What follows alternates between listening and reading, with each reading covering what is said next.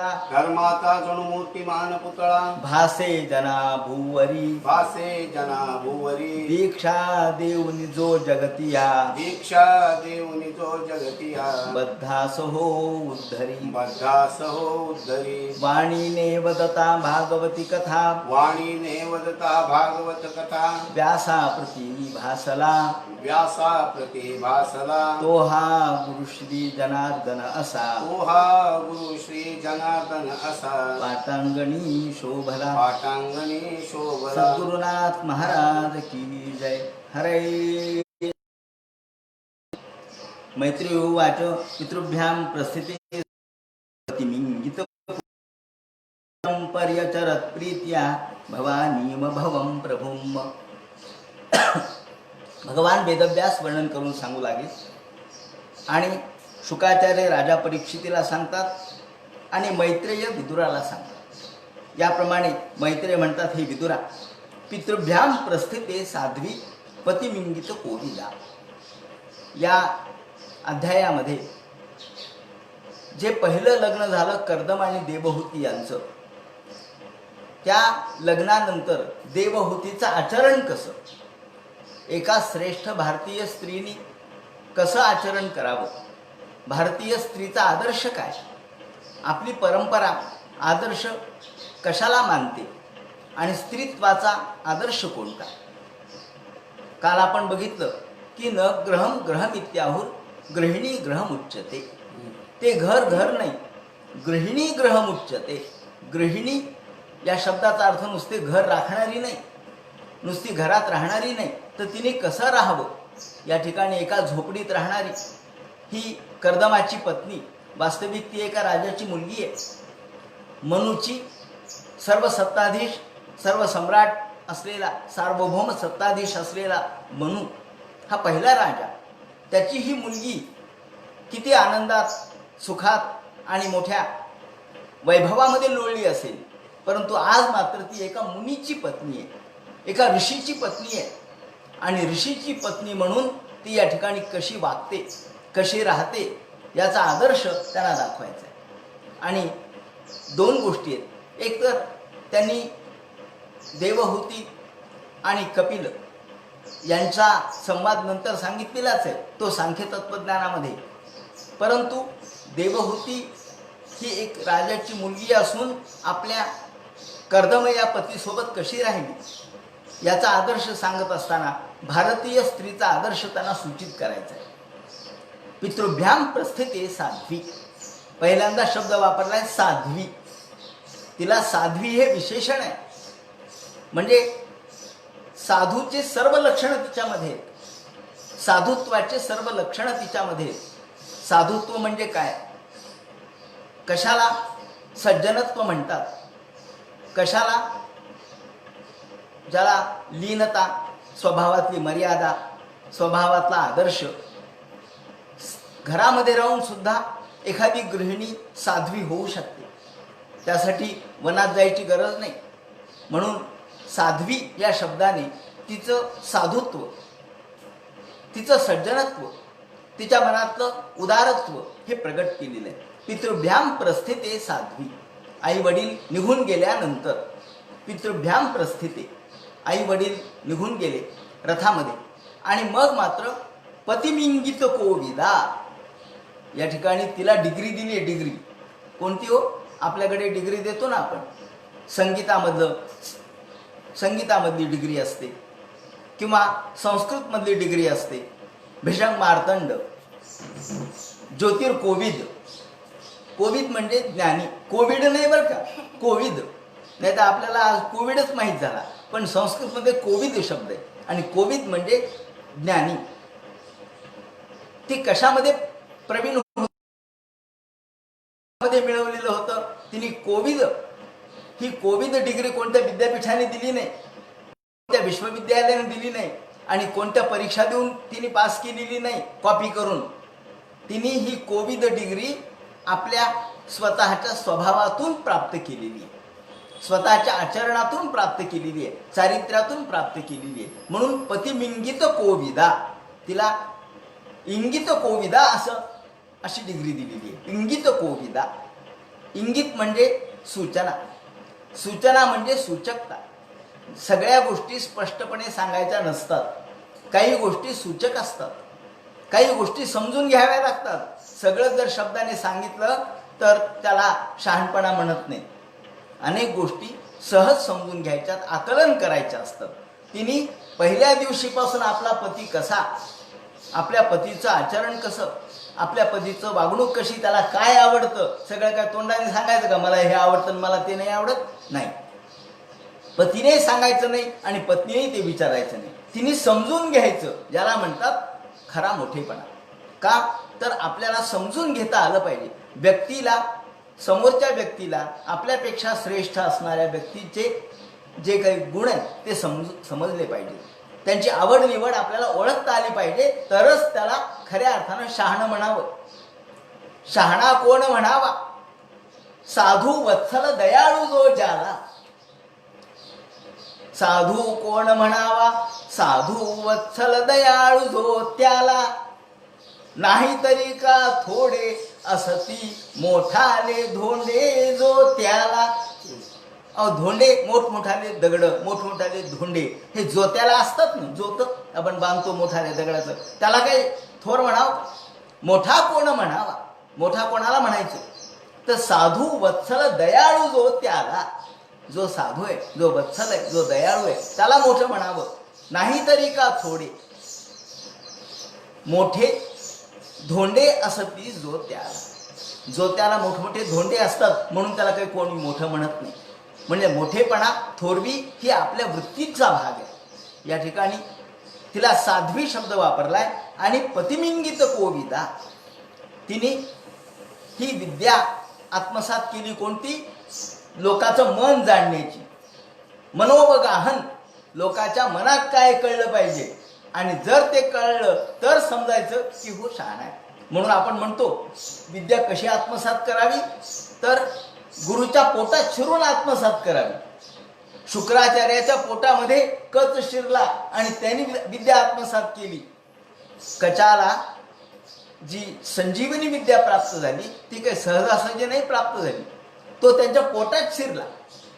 अर्थात प्रत्यक्ष पोटात शिरला हा कच शिरला असेल, पण आपण जर या ठिकाणी त्याचा तात्पर्यार्थ घेतला की अंतःकरण ओळखलं पाहिजे. आणि जर अंतःकरण ओळखता आलं तरच गुरवो गुह्यमप्युत, गुरु त्याला गुह्य देतो. म्हणून जो श्रद्धावान आहे, जो आत्मसात करणार आहे, जो ज्ञानी आहे, जो गुरुच्या अंतःकरणापर्यंत जातो त्यालाच गुरु ज्ञान देतो. नाहीतर मग बाकीच्याला नाही मिळू शकत. त्याला म्हणतात मनोज्ञता. मनोज्ञता म्हणजे मन जाणण्याची क्षमता. ही कशी होती? तर पतिमिंगित कोविदा, आपल्या पतीच्या मनाचा कल जाणणारी होती. म्हणजे आता ती तशी होती म्हणजे यातून संकेत असा आहे की आपल्या भारतीय स्त्रीचा हा आदर्श आहे. स्त्रीने सुद्धा कसं असावं? तर पतीचं मन जाणणारं तिचं वागणूक पाहिजे. पतीचं मन तिने जाणलं पाहिजे. आपण देखील पतीचं मन जाणणारी स्त्री ही श्रेष्ठ मानली पाहिजे. पतिमिंगित कोविदा. इंगित म्हणजे अंतरंग, सूचक अशा प्रकारची गोष्ट जी गुप्त, जी आपण शब्दाने व्यक्त करू शकत नाही, ती संकेताने कळत असते. आणि सांकेतिकता जी आहे ती देवाला प्रिय आहे. परोक्ष प्रिया इवही देवा. देवाला परोक्ष आवडतं. परोक्ष म्हणजे आपल्या व्यावहारिक अर्थाने उलट शब्द झाला. अपरोक्ष म्हणजे समोर आणि परोक्ष म्हणजे आपल्या पाठीमागे. या ठिकाणी असा लौकिक व्यवहारामध्ये परोक्ष आणि अपरोक्ष शब्दाचा अर्थ उलट झाला. वास्तविक संस्कृतमध्ये परोक्ष म्हणजे सूचक आणि अपरोक्ष म्हणजे स्पष्ट असा अर्थ आहे. देवाला सूचकता आवडते, देवाला सांकेतिकता आवडते. आणि म्हणून सूक्ष्म गोष्ट ही शब्दाने व्यक्त करता येत नसते. पतीचं मन जाणणारी, पतीचं इंगित जाणणारी, त्याचं हृद्गत जाणणारी, याला योग्य शब्द हृद्गत असा सुद्धा आहे. हृद म्हणजे अंतःकरण, हृद्गत मनात काय हे जाणलं पाहिजे. जसं अर्जुनाला भगवंताच्या मनातलं काय ते कळत होतं म्हणून त्या ठिकाणी हरेर हार्द मथासीना असा शब्द वापरला. हरेर हार्द, हार्द म्हणजे हृद्गत. भगवंताचं हृद्गत फक्त अर्जुनाला कळायचं, कारण अर्जुन त्याचा निस्सीम भक्त होता. म्हणून ही निस्सीम भक्ती जर असेल तर हृदगत कळतं. तिला पतिमिंगित कोविदा असा शब्द मैत्रेयांनी वापरलाय. आणि नित्यम पर्यचरत प्रीत्या, ती काय करत होती बरं? काही नाही. हा कर्दम महर्षी रोज सकाळी उठायचे, त्यांची दैनंदिन अन्निक चालायचं, पूजापाठ चालायचा, त्यानंतर अग्निहोत्र व्हायचं आणि जे ते समाधी लावून बसायचे डोळे झाकून, ते डोळे देखील त्यांनी उघडले नाही. मग हिने काय करावं? ही तर एकटीच होती त्या आश्रमामध्ये. एकटी आश्रमामध्ये, कुणी मैत्रिणी बोलायला नाही, कुणी आसपास लोक नाहीत, कुणी ओळखीचे नाही, सगळे अपरिचित. आणि पतिराज म्हटलं तर ते डोळे झाकून बसलेले. तिने देखील त्यांची सेवा अशी केली नित्यम. नित्यम म्हणजे सतत. एक दिवस केली दुसऱ्या दिवशी नाही. काय हो तुमचं रोज असते? मी रोज बघते, 8 दिवस झाले बघते. तुम्ही आमचे डोळे झाकून बसलात. आपलं लग्न झालंय का? विचार आहे का? नाही. नित्यम. किती बसू द्या. त्यांनी समाधी लावल्याबरोबर तिथं सगळी साधन सामुग्री ती ठेवायची. आहोत ते उठायच्या आत ती उठायची, हेही सांगितलं पाहिजे. कारण आजकाल स्त्रियांना लवकर उठायची सवय राहिली नाही. 8-8 वाजेपर्यंत झोपून राहतात. सासू सासरे आधीच उठतात, पतिराज आधीच उठतात आणि मग राणी साहेब उठतात. का? जसं वेळ मिळेल तसं. रात्री 12-1 वाजेपर्यंत मोबाईल पाहायचा, मग काय होईल? आणि मग सकाळी झोप लागते. नाही, पतीच्या आधी उठलं पाहिजे. कधीही ब्राह्मी मुहूर्ते उठायला सकाळी 4 वाजता उठलं पाहिजे.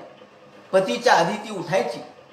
पतीने स्नानावून यायच्या आत त्यांचं आसन मांडायची, त्यांच्या अग्निहोत्राची व्यवस्था करायची, त्यांच्या पूजापाठाची व्यवस्था करायची, भस्म वगैरे ठेवायची, फुलं दुर्वा आणून ठेवायची आणि हात जोडून उभी राहायची. एखाद्या काठीप्रमाणे कोपऱ्यातली काठी जशी असावी तशी कोपऱ्यात उभी राहायची. नित्यम पर्यचरत प्रीत्या. हाही शब्द फार महत्वाचा आहे. प्रीत्या म्हणजे प्रीतीने, रागराग करून नाही, धसपस करून नाही, त्यांच्यावरती क्रोध, त्यांच्यावरचा राग व्यक्त करून नाही, कुणीकडून करायचं म्हणून नाही. प्रीत्या, अत्यंत प्रेमाने, अंतःकरणपूर्वक ती काय करत होती? तर पर्यचरत, परिचर्या करत होती. परिचर्या म्हणजे सेवा. सेवा अशी करावी माणसाने. म्हणजे ही देखील सूचना आहे की सेवा ही दररोज असावी. सेवेच्या मध्ये कुठेही रागलोभ नसावा. सेवा कुणीकडून करायची म्हणून करू नये. बिगार टाळण्याचं काम करू नये. सेवा म्हणजे काय बिगार आहे का? सेवा म्हणजे बिगार नाही. काय बाबा रोज पूजा मागं लावली, रोज आरती मागं लावली, बिगार टाळण्यासाठी नाही. ही प्रेमपूर्वक करावी. तुम्हाला कोण म्हणतं करा, नाही तर करू नका. परंतु देवासाठी करायचं नसतं, स्वतःसाठी करायचं असतं. म्हणून या ठिकाणी आपल्या स्वतःच्या आत्मसमाधानार्थ, आत्मसुखार्थ, आत्मलाभार्थ हे करायचंय. म्हणून नित्यम. आणि पर्यचरत म्हणजे परिचर्या, सेवा करत होती. प्रीत्या, अत्यंत प्रीतीने, अत्यंत प्रेमाने. आणि उदाहरण दिले त्यांनी मैत्रेयांनी, भवानी व भवम प्रभुम. भवानी व भवम प्रभुम. उदाहरण कोणतं दिले? भवानी आणि भव, अर्थात शंकर आणि पार्वती. शंकराची पार्वतीने जितक्या प्रेमाने, जितक्या आपुलकीने, जितक्या अत्यंत तन्मयतेने सेवा केली तशी. का बरं? म्हण शंकर पार्वतीच का बरं? लक्ष्मी विष्णू का नाही? ब्रह्मा सरस्वती का नाही? नाही म्हणजे दुसरे उदाहरण नाहीत.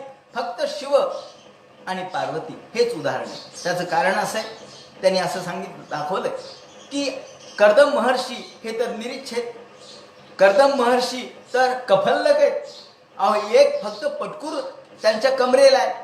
ते फाटकं वस्त्र आहे, अत्यंत जीर्ण आहे, जुनं झालेलं आहे, त्याला कधी मलिन झालेलं आहे.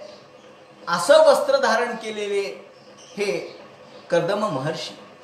आणि ही तर राजकन्या आहे. मग आता ही तुलना कोणाशी आहे? शंकराचीच आहे. कारण शंकर हे तर कफल्लक आहेत. शंकर तर चिताभस्माले पो करलमश नंदिक पटधरो जटाधारी कंठे भुजगपती हारी पशुपती. हे कपाली भूतेशो भजति जगदीशैक पदवी भवानी त्वत्पाणि ग्रहण परिपाटी फलमिदम. बोल भवानी की जय. पाणीग्रहण कोणाशी केलं? शंकराशी केलं. अहो शंकर काही कुठले राजे होते का? कुठे श्रेष्ठ होते का? त्यांच्याकडे काही दागदागिने होते का? त्यांच्याकडे काही फार मोठ्या वस्तू होत्या का? नाही. मग काय होते? शंकराजवळ काहीच नाही.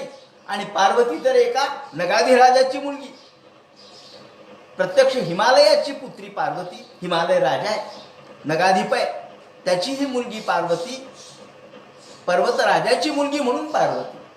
आणि तिने शंकराला वरलं. त्यांच्या पार्वती आणि शंकर कुमार संभव नाटकामध्ये कालिदासाने खूप सुंदर लिहिले. त्याने असं वर्णन केलंय की पार्वती तपश्चर्येला बसली. सगळ्यांनी विरोध केला होता की हे पार्वती हिमालयाच्या उंच टोकावर बसली जाऊन, आणि तिथे बसल्यानंतर तपश्चर्या सुरू केली. तिच्या तपश्चर्येमुळे सगळे चकित झाले. आसपासचे तपस्वी सुद्धा म्हणाले की काय तपश्चर्या ही? अहो पंचाग्नी साधन करू लागली. उन्हाळ्यामध्ये सगळ्या बाजूने अग्नी लावायचं, मध्ये बसायचं. हिवाळ्यामध्ये पाण्यामध्ये जाऊन बसायचं, थंडीमध्ये. आणि साधना सुरू आहे. खूप लोक आले, म्हणले काय तू कोणाची प्रार्थना करतेस? म्हणले आणि त्या शिवाची. एकदा शंकर स्वतः एका भिल्लाचं रूप घेऊन आले आणि त्यांनी आपलीच निंदा करायला सुरुवात केली. म्हणजे त्यांनी दाखवलं नाही मी शंकर आहे म्हणून, पण निंदा करायला सुरुवात केली. काय पार्वती, तू इतकी सुंदर, तू ही राजाची मुलगी, आणि तुला सगळे नोकर चाकर तुझ्या सोबत आहेत, सगळ्या दासदासी तुझ्या सोबत आहेत, आणि त्या शंकराजवळ काय म्हणले? भूत प्रेत पिशाच शाकिनी डाकिनी हे तर त्याचे गण आहेत. आणि तो एका जटाजूट धारण करणारा, नग्न राहणारा, या एखाद्या स्मशानामध्ये फिरणारा. आणि अगं पार्वती, हे काही बरं नाही, हे चांगलं नाही वाटणार. म्हणले काय? अहो तू उंचा दर्जाची रेशमी साडी नेसून लग्नाला उभी राहशील, आणि शंकर एक वाघाचं वस्त्र किंवा गजाचं वस्त्र, अंगावर रक्ताळलेलं वस्त्र, तो आपल्या कमरेला बांधलेलं उभा राहील. हे चांगलं वाटेल का? तू खरं म्हणजे कशावर जायला पाहिजेस? तू उंच हत्तीवर तुझी मिरवणूक निघायला पाहिजे, पण तो तर बसतो बैलावर. ते बरं दिसत का? म्हणले बैलावर तुझी मिरवणूक? बरं हेही जाऊ दे, पण तुझ्या हातामध्ये इतक्या सुंदर पाटल्या आहेत, गोठ आहेत, अत्यंत सुंदर अशा प्रकारचे अलंकार आहेत, आणि तुझे हात किती सुंदर कोमल लुसलुशीत आहेत. आणि शंकराच्या हातामध्ये सगळे या अस्थीचे अलंकार आहेत. अस्थी अंगावर घेतलेल्या, नाग अंगावर घेतलेले, असा शंकर तुझा हात धरील, हे बरं वाटेल का? आणि तरी सुद्धा तिचा जेव्हा निश्चय अटळ राहतो, तेव्हा शंकर आपलं रूप प्रकट करतात. तिला शंकराचा असा प्रकारचा जो शंकराबद्दल केलेला शब्द प्रयोग आहे तो देखील पटत नाही, आणि ती शेवटी कान बंद करून निघून जाते. ती म्हणते आपल्याबद्दल, ज्यांच्याबद्दल आपल्या मनात प्रेम आहे त्यांच्याबद्दल जर कोणी अप्रिय बोलत असेल ते सुद्धा ऐकू नये, आणि ती निघून जाते. तेवढ्यात शंकर आपलं रूप प्रकट करतात कुमार संभवनाथ या त्यांच्या साहित्यामध्ये. म्हणून याप्रमाणे कालिदासांनी वर्णन केलेलं खूप सुंदर. असं वर्णन जर वाचलं तर लक्षात येतं की भवानी व भवम प्रभूम कशामुळे वापरलं. एवढी नगादे राजाची मुलगी, सुखामध्ये लोळणारी मुलगी, परंतु एका कफल्लक असणाऱ्या, स्मशानामध्ये वास करणाऱ्या शंकराच्या प्रेमात काय पडली, आणि त्यांच्याबरोबर तिने लग्नही काय केलं, पाणीग्रहण तिने त्यांच्याशी केलं. बरं केलं तर केलं, पण तिने पुन्हा आपल्या वडिलांची आठवण सुद्धा काढली नाही. का हो? म्हणले तुमच्याकडे काहीच नाही खायला प्यायला, माझ्या वडिलांच्याकडे एवढे धन आहेत, एवढं धान्य आहे, एवढी समृद्धी आहे. नाही, याचं सांगायचं तात्पर्य असं की एखाद्या मुलीला जर गरीब ठिकाण मिळालं, दरिद्री ठिकाण मिळालं, तर तिने आपल्या बापाची कीर्ती गाऊ नये की माझ्या बापाच्याकडं असं होतं, माझ्या बापाच्याकडं तसं होतं, आणि तुमच्याकडं तर काहीच नाही हो खायला. आपण म्हणतो ना शंकराजवळ काय कमी. खरं म्हणजे शंकर कफल्लक, भूत प्रेत पिशाच्या सोबत राहणारे, जटाजूट धारण करणारे, आणि केवळ स्मशानात वास करणारे असे शंकर. अशा शंकरासोबत, अशा महादेवासोबत लंकेची पार्वती म्हणून मुद्दाम तो शब्द वापरला जातो, लंकेची पार्वती. तेव्हा अशा खरं म्हणजे शंकराजवळ सगळं काही आहे, परंतु पार्वतीला त्याची अपेक्षा नाही. म्हणजे शंकर जर निरपेक्ष तर पार्वती निरपेक्ष. म्हणजे यामध्ये समानशील हा शब्द दिसतो. काल जो शब्द वापरला की तुझ्या शिलाप्रमाणे योग्य आहे, कारण कर्दमाचं शील निरीच्छ होतं, कशाबद्दलची अपेक्षा नव्हती, आणि या निरीच्छपणा किंवा ज्याला आपण निस्पृहपणा, निस्पृहस्य तृणं जगात, सगळं जगसुद्धा तृणवत मानणारे हे निस्पृह असतात. अशी कुठल्याही गोष्टीची स्पृहा नाही, नमे कुठल्याही गोष्टीची स्पृहा, एखाद्या धनाची धान्याची स्पृहा म्हणजे इच्छा, मनामध्ये कोणत्याही प्रकारची कामाची इच्छा नाही, असा निष्काम असलेला हा पती, त्यांच्यासोबत राहायचं तर निष्कामताच पाहिजे. म्हणून भवानी व भवम प्रभुम असा शब्द वापरला आहे या ठिकाणी. शंकराच्या बद्दल स्वयं महेश आहे. शंकर स्वतः महेश, शंकराचं नाव महेश आहे, महाईश, सर्व देवांचे पेक्षा श्रेष्ठ. स्वयं महेश तनयं गणेश. शंकराला काय कमी आहे, स्वतः महेश आहेत. अहो मुलगा गणेश आहे, गणेशाजवळ सगळ्या सिद्धी आहेत ना, रिद्धी सिद्धी उभ्याच आहेत ना. म्हणलं असतं तर काही मिळू शकलं असतं, पण म्हणायचं नाही. स्वयं महेश स्तनयं गणेश, मित्रम धनेश. त्याचा मित्र कोण आहे? अहो मित्र मित्र म्हणजे स्नेही, अत्यंत परमप्रिय असलेला मित्र हा प्रत्यक्ष कुबेर आहे. म्हणजे रिझर्व्ह बँकेचा गव्हर्नर यांचा मित्र आहे. मग काय कमी आहे पैशाला? पण नाही, कुणाला मागायचं नाही. असं म्हणतात की कुबेर दररोज सकाळच्या वेळेला महादेवाची पूजा करायला येत असतो. दररोज सकाळच्या वेळेला पूजा करून तो निघून जातो. कुबेराची पूजा ही श्रेष्ठ पूजा. आणि कुबेर तर मित्र आहे, म्हणून स्वतः महेश, पुत्र गणेश, मित्र धनेश आणि श्वशुरो नगेश. श्वशुर म्हणजे सासरे, हे प्रत्यक्ष हिमालय. तथापि भिक्षाटनमेव शंभो, परंतु शंभूच्या कपाळावर भिक्षाटन लिहिलेलं आहे. भिक्षा मागून, दिवसभर भिक्षा मागायची म्हणून सोमवार कधी सोडतात? संध्याकाळी.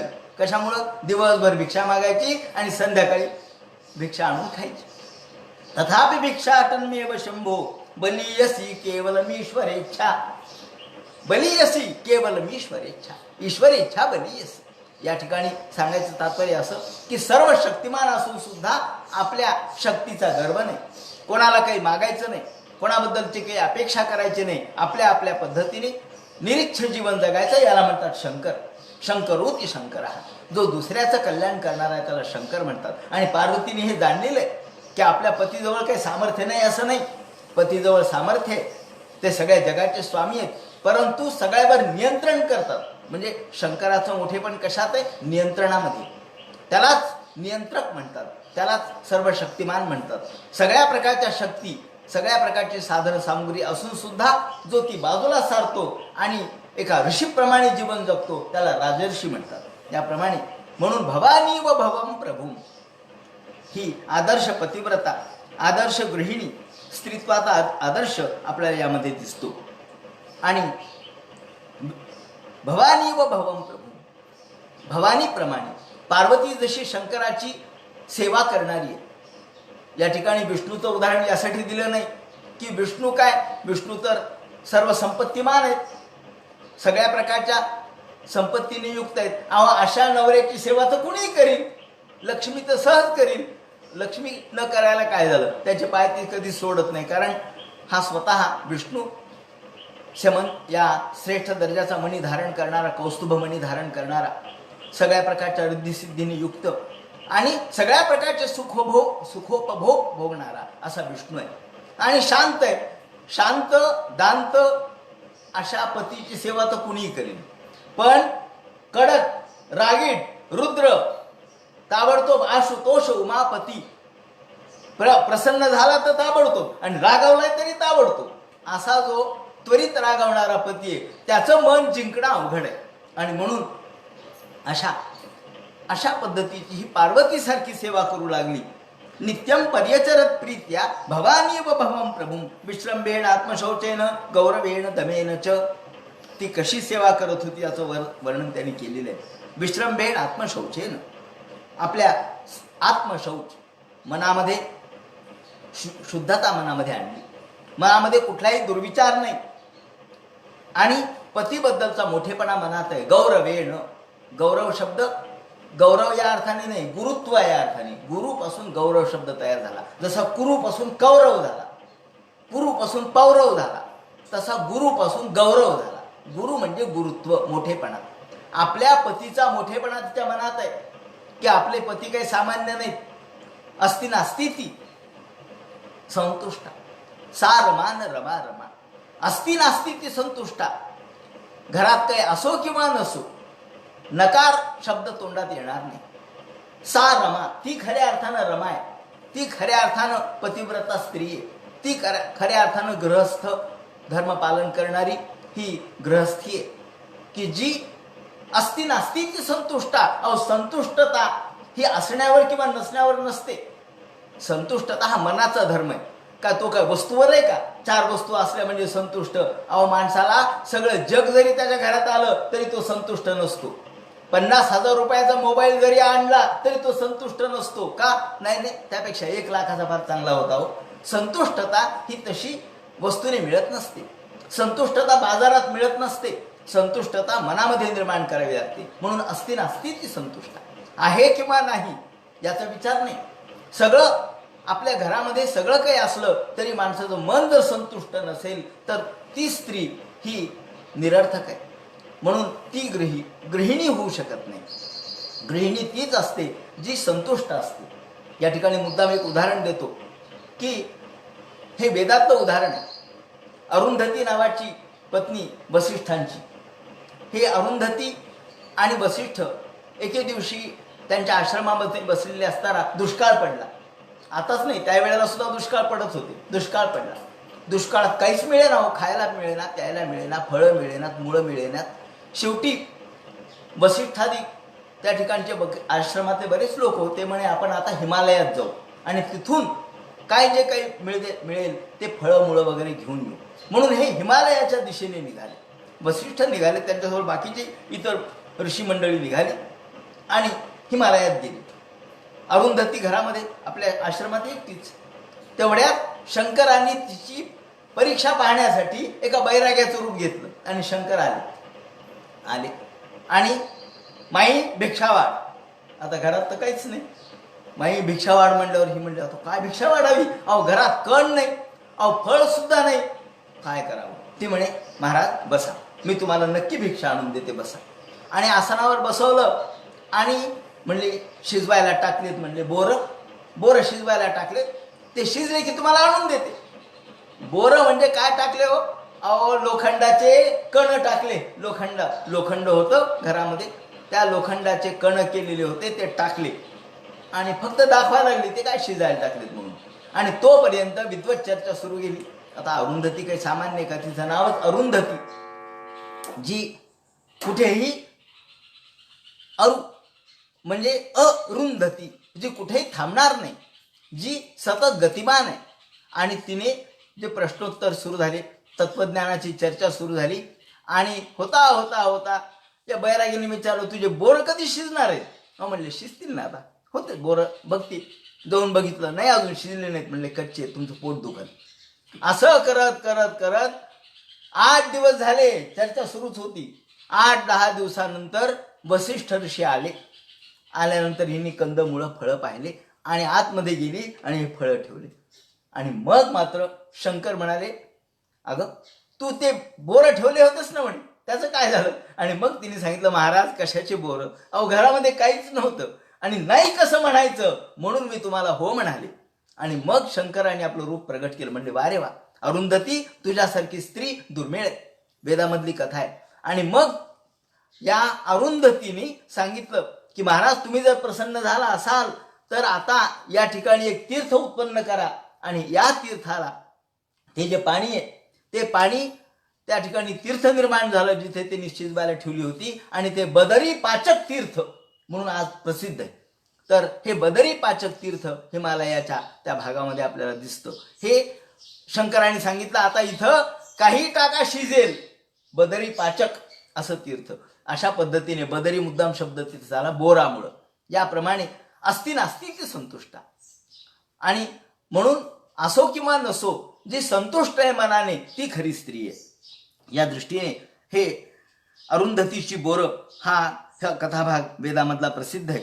तो भवानी व भवम प्रभुम, कसं असावं, स्त्रीने कसं असावं, स्त्रीने कसं वागावं. तिने आपला पतीचं सुद्धा झाकली मूठ 1.25 लाखाची, आपल्याजवळ काय काय नाही सांगू नये, जे काय आहे ते आपल्या जवळ ठेवावं गुपचूप, नाहीतर सगळ्या जगामध्ये त्याचा बोभाटा करत बसू नये.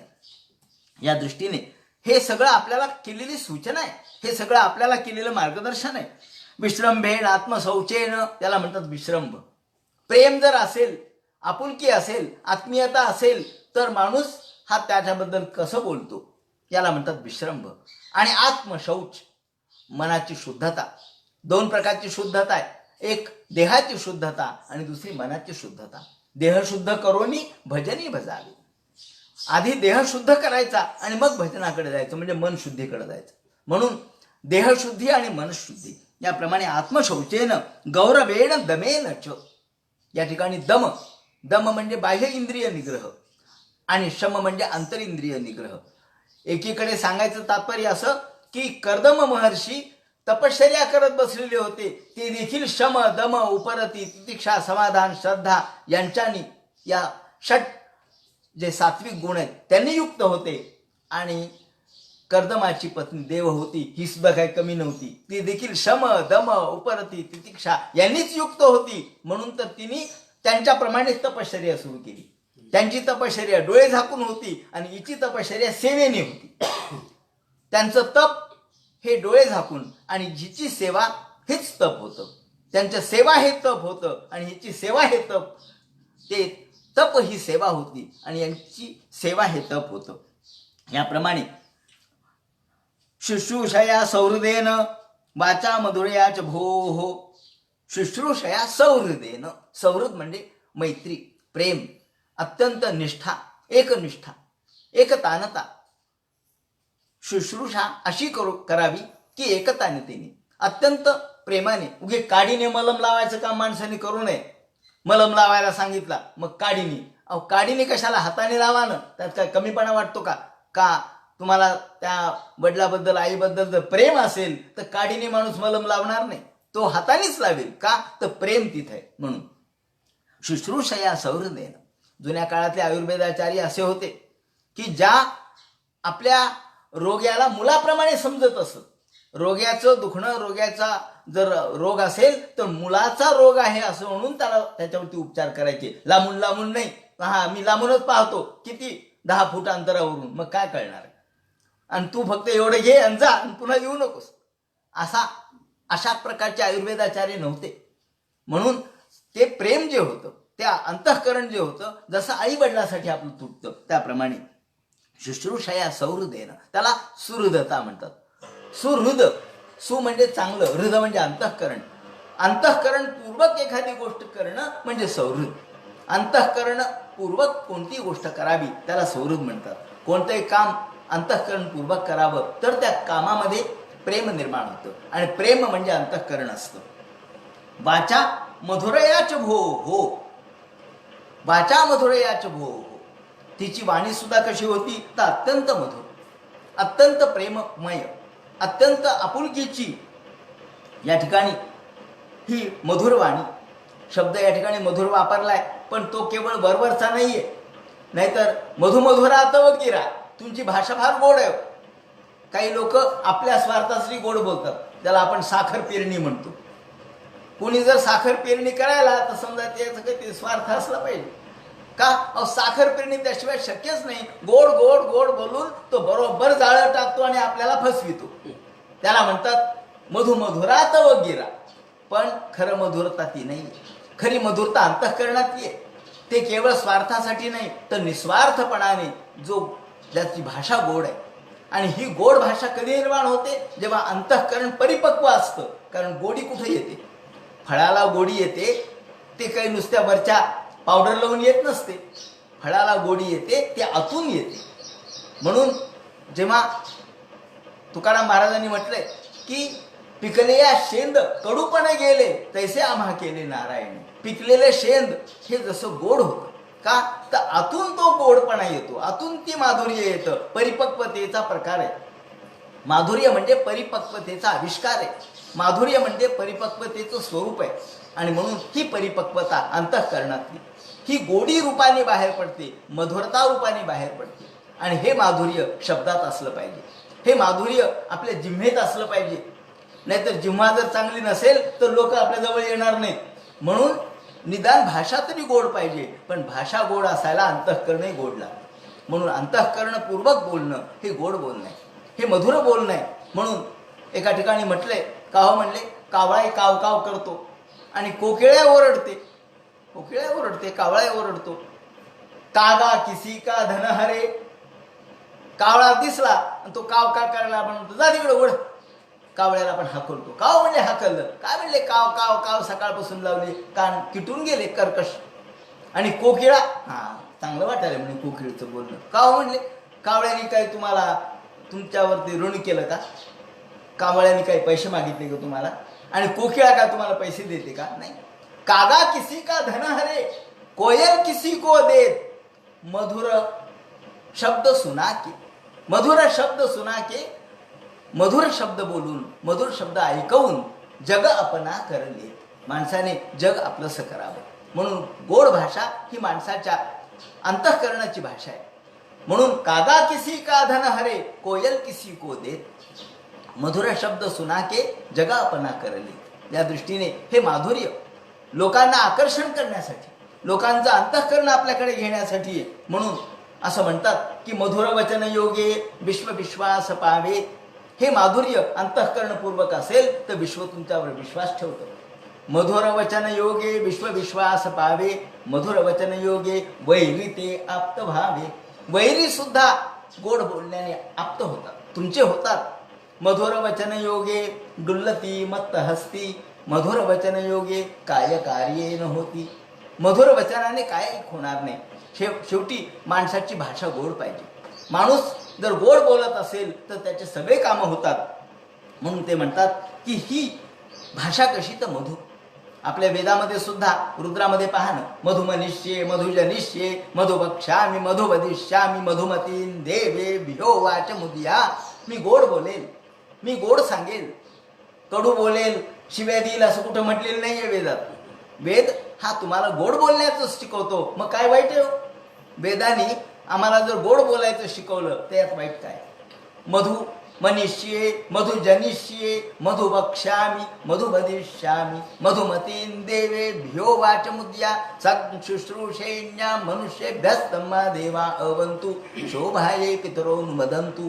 म्हणून ही मधुरता आपल्या संस्कृतीचा भाग आहे. माधुर्य हा आमच्या संस्कृतीचा भाग आहे. गोडवा आमच्यामध्ये असला पाहिजे. आणि हा गोडवा वाचा मधुरयाच भो हो असं त्यांनी म्हटलंय. आपल्या गोड वाणीनी तिने त्याला खुश केलं. विसृज कामम दंभंच. आणि हे सहजासहजी येत नाही, ही तपश्चर्या आहे महाराज. गोड बोलणं सुद्धा तपश्चर्या आहे, मधुर बोलणं तपश्चर्या आहे. आणि विसृज कामम दंभंच, काम म्हणजे आपल्या इच्छा आकांक्षा सगळ्या बाजूला ठेवा. ती म्हणली असेल का हो, किती दिवस झाले आपलं लग्न होऊन, माझ्या मनात काही इच्छा असेल की नाही? नवीन लग्न झालं तर बायकांना वाटतं ना फिरायला न्यावं ताबडतोब दुसऱ्या दिवशी रिझर्वेशन करावं, केलेलं असावं आणि चला इकडे चला तिकडे विमानात बसा. पण हा तर बसला म्हणले इथं, असं म्हणले नाही.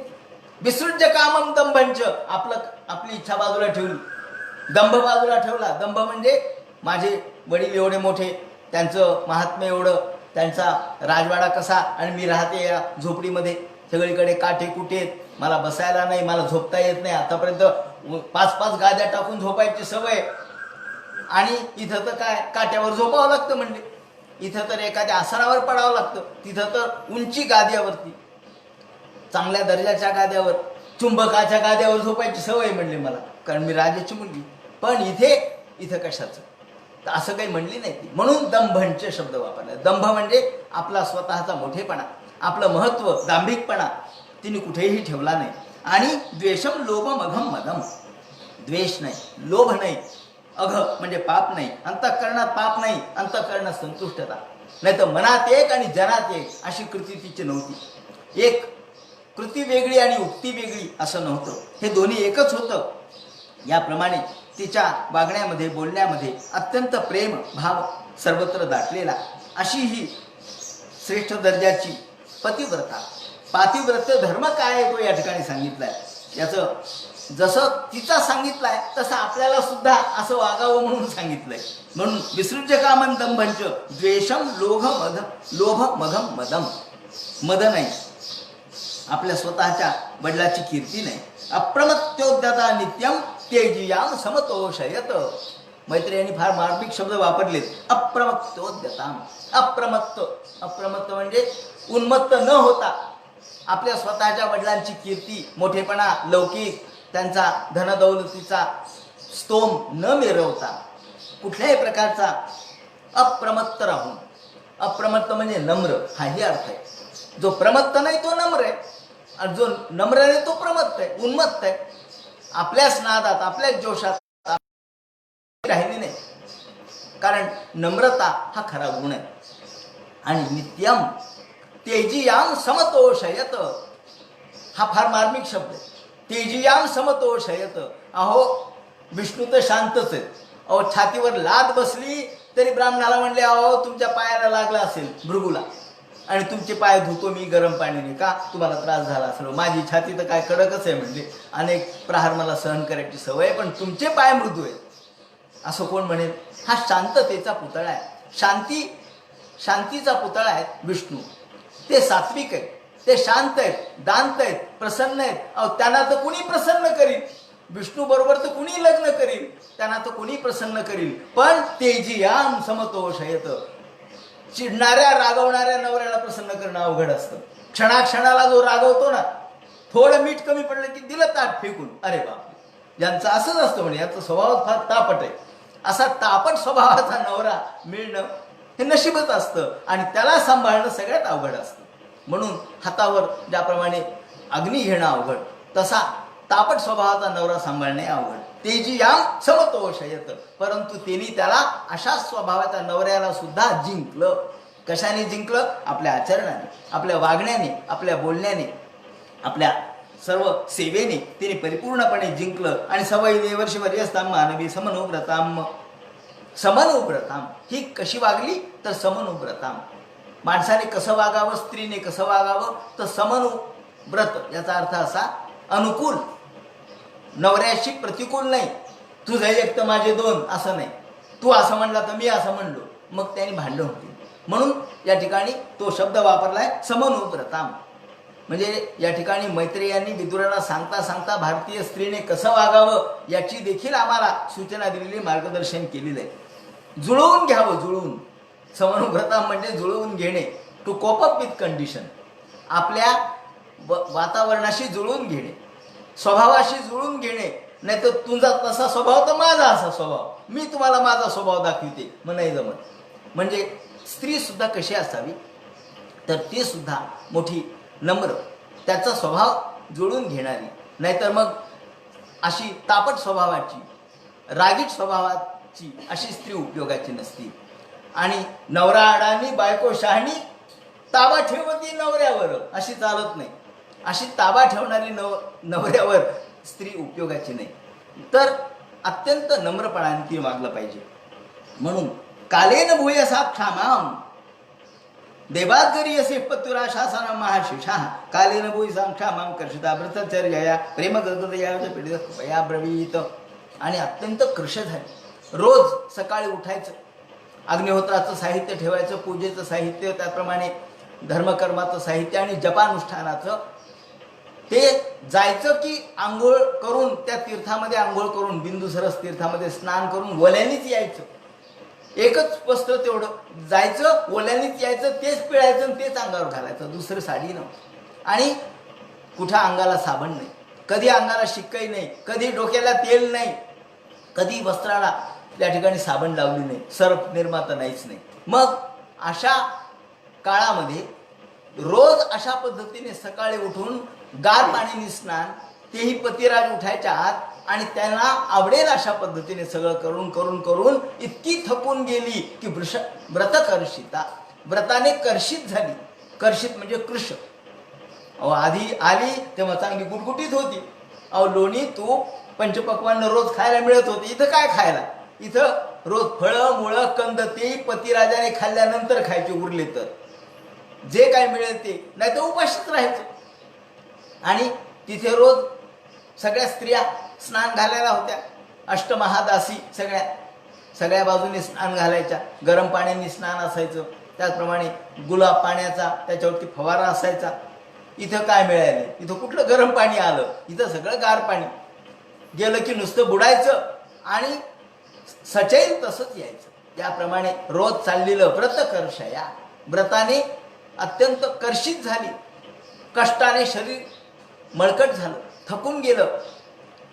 चेहऱ्यावरती एक प्रकार, जरी व्रत केलेलं असलं, जरी आतमध्ये आनंदाचा भाग असला तरी सुद्धा शरीर मात्र थकून गेलं, शरीर मात्र कृश झालं, थोडासा काळेपणा सुद्धा आला, कारण गारवा होता बाहेरचा. व्रतचर्या, व्रत करून करून करून थकून गेली. यांनी नुसतं तिची परीक्षा पाहत होते, ती काय करते मुलगी, कसं बोलते, कसं वागते, काय तिचं वाचा कशी आहे, बोलणं कसं आहे, तिचं चालणं कसं आहे, तिचा आपल्याशी सेवाधर्म कसा आहे, हे बारकाईने पाहत होती. प्रेम गदगद या वाचा. आणि मोठ्या प्रेमाने एके दिवशी तिने पाहिलं, त्यांनी की डोळे उघडले, आपली पत्नी कसं वागते, कसं बोलते याचा अभ्यास केला. आणि आता मात्र तिच्या मनामध्ये काय आहे हे जाणलं. या ठिकाणी मुद्दाम एक उदाहरण देईन की 9व्या शतकामधलं उदाहरण आहे. म्हणजे शंकराचार्य 8व्या शतकात होऊन गेले. त्यानंतर 100 वर्षांनी वाचस्पती मिश्र नावाचे एक फार विद्वान प्रकांड पंडित होऊन गेले. हे मिथिलेचे राहणारे होते आणि यांचे नृग हा तिथे राजा राहत होता. हा नृग राजा याच्या पदरी हे होते विद्वान. त्या काळातले लोक विद्वान लोकांना पदरी ठेवायचे, आपल्या राजगृहात ठेवायचे. याप्रमाणे नृगाच्या पदरी हे होते. यांचे गुरु त्रिलोचन नावाचे होते. या वाचस्पती मिश्र एवढे प्रकांड पंडित आणि शंकराचार्यांच्या शारीर भाष्यावर त्यांची टीका लिहिणं चालू होतं. इतके तल्लीन झाले होते शंकराचार्यांच्या शारीर भाष्यावर टीका लिहिताना. त्यांचं लग्न झालं. लग्न झाल्यानंतरही त्यांचं लक्ष नव्हतं आणि जे लिहित बसायचे सकाळ दुपार रात्र, एके दिवशी रात्रीच्या वेळेला लिहित असताना त्यांचा दिवा असा बारीक झाला आणि आता मालवणार एवढ्यात तो दिवा लावला. दिवा लावल्यानंतर त्यात तेल घातलं, माऊलीने लावला, प्रकाश पडला. त्यांना वाटलं आत्ताच्या आत्ता हा दिवा मालवत असताना कुणी लावला, म्हणून त्याने असं वरती बघितलं. वरती बघितल्यानंतर म्हणले, तुम्ही कोण, तुम्ही कोण असं म्हटल्यानंतर ती म्हणाली, महाराज मी आपली दासी आहे. दासी, तुला काय पाहिजे म्हणे, कशासाठी तू इथं आलीस. ती म्हणाली, अहो महाराज, अहो पत्नीचा धर्म आहे पतीची सेवा करणं, याच्यासाठी मी तुमच्या सेवेसाठी या ठिकाणी आलेली आहे. मला काहीच नको, मला फक्त तुमचा सहवास पाहिजे, तुमच्या सोबत राहणं, तुमच्या बरोबर जीवन कंठणं हा माझा धर्म आहे आणि मी तुमची पत्नी आहे, आपलं लग्न झालंय. असं म्हटल्यावर मग त्यांच्या लक्षात आलं की अरे आपलं लग्न झालंय आणि ही आपली पत्नी आहे. आपल्या पत्नीलाच तू कोण आहे म्हणून विचारणारे वाचस्पती मिश्र यांचा उल्लेख संस्कृती कोशात आहे. सांगायचं तात्पर्य असं की अशी काही विद्वान मंडळी भारतात होऊन गेलेली आहेत, नाही असं नाही. म्हणजे कर्दम ऋषी हे देखील तसेच. ही देखील कर्दम ऋषीची सेवा हिने सुद्धा वाचस्पती मिश्राच्या पत्नीसारखी केली. आणि मग वाचस्पती मिश्र म्हणाले, बारे बा, याला म्हणतात आदर्श स्त्री, याला म्हणतात गृहिणी, त्याला म्हणतात पत्नी. ज्या अर्थी तू माझी एवढी निस्सीम भावाने सेवा केलीस, शब्द सुद्धा काढला नाहीस आतापर्यंत, त्या अर्थी मी या भाष्याला तुझं नाव देणार आहे. आणि यांनी आपल्या पत्नीचं नाव भामती, तिचं नाव होतं त्यांच्या पत्नीचं, त्याने आपल्या भाष्याला भामती प्रकाश असं नाव दिलं.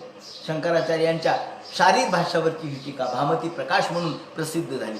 शंकराचार्यांच्या तत्वज्ञानाचा अभ्यास करायचा तर भामती प्रकाशचा अभ्यास केल्याशिवाय शंकराचार्य कळत नाही. असो, सांगायचं तात्पर्य असं की भारतीय स्त्री काय असते ही काही सांगावांगी पुराणातली गोष्ट नाहीये, केवळ नुसत्या यांनी त्यांनी सांगितलेली गोष्ट नाहीये, केवळ ऐकीव गोष्ट नाहीये. अशा घटना घडलेल्या आहेत भारतामध्ये आणि भारतीय स्त्रीचा आदर्श अशा अनेकांनी घालून दिला आहे. अरुंधती काय, वेदातली अरुंधती असो, पुराणातली ही या देवहूती असो किंवा 9व्या शतकातली भामती असो, या सगळ्या स्त्रिया आदर्श आहेत. आणि अशा स्त्रियांच्या आदर्शावरच आमच्या सर्व स्त्रियांनी पावलावर पाऊल ठेवलेलं आहे. म्हणून तर भारतीय संस्कृती टिकून आहे. भारतीय संस्कृती टिकली ती स्त्रियामुळे टिकली असं म्हणायला काहीच हरकत नाही. या ठिकाणी कालेन भूयसा क्षामाम. आणि मग मात्र ही अत्यंत व्रताने कर्षित झाली. क्षाम म्हणजे अत्यंत कृश झाली, बारीक झाली. आणि आपल्या पतीचं सेवा करता करता, पतीच्या व्रताचं पालन करता करता ती अत्यंत कर्षित झालेली पाहून तिचं लग्नाच्या वेळेचं गुब्दुल रूप त्यांच्या डोळ्यासमोर आलं. म्हणले त्यावेळेला कशी होती. आणि आता जर हिचे वडील आले तर म्हणतील काय माझ्या मुलीला तुम्ही फार आनंदात ठेवलं. पहा ना, अर्धी राहिली नाही ती, अर्ध वजन कमी झालं तिचं. माझे सासरे आले तर असं म्हणतील. अति गमतीचा भाग सोडून द्या. परंतु त्यांनी मोठ्या प्रेमाने मग कर्दम ऋषी म्हणाले, अगं प्रेम गदगदया वाचा पीडित कृपया ब्रवीत.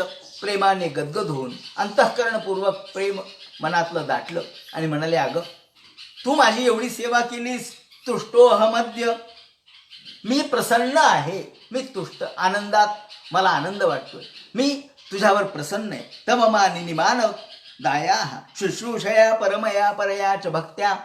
तू जी माझी सेवा केली, जी शुश्रूषा केली, जी अंतःकरणपूर्वक माझ्याशी वागलीस, ज्याप्रमाणे तुझी कृती आणि उक्ती होती त्याने मी संतुष्ट आहे. तुला काय पाहिजे ते माग. असं म्हणल्याबरोबर आपल्या पतिराजाची ताकद तिला माहीतच होती. आता ती आपल्या पतिराज प्रसन्न झाल्यानंतर काय वरदान मागेल आणि तिचं वरदान ते कसं परिपूर्ण करतील या संबंधीचे विवेचन उद्याच्या चिंतनामध्ये करू. हरे नमः. पुंडलिक वरदे हर विठ्ठल. सीताकांत स्मरण जय जय राम. पार्वती पते हर हर महादेव. श्रीमज्जनार्दन गुरुमूर्तये.